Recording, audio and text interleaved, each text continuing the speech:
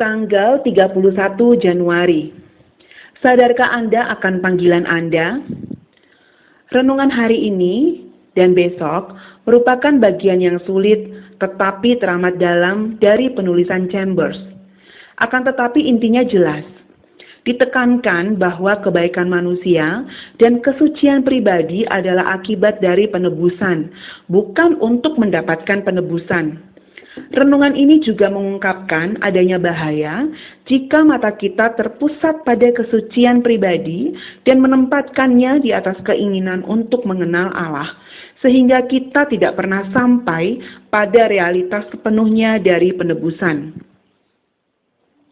Nas Alkitab hari ini dikhususkan untuk memberitakan Injil Allah. Roma 1 ayat 1. Panggilan kita terutama bukanlah menjadi para pria dan wanita yang suci, melainkan untuk menjadi para pemberita Injil Allah. Satu hal yang sangat penting adalah Injil Allah harus dikenal sebagai satu-satunya realitas atau kenyataan yang kekal. Dan realitas ini bukanlah kebaikan manusia atau kesucian atau surga atau neraka, melainkan penebusan. Hal ini dirasakan perlu menjadi kebutuhan utama dari pekerja Kristen masa kini. Sebagai pekerja, kita harus terbiasa dengan pernyataan atau penyingkapan bahwa penebusan adalah satu-satunya realitas.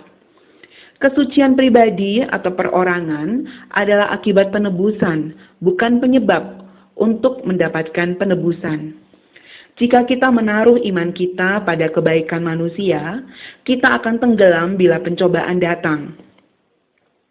Paulus tidak menyatakan bahwa dia menghususkan dirinya sendiri, tetapi ketika Allah berkenan, dia memilih aku.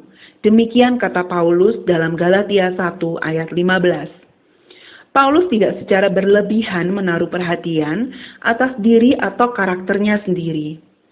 Selama mata kita terpusat pada kesucian pribadi kita sendiri, maka kita tidak akan pernah sampai pada realitas sepenuhnya dari penebusan.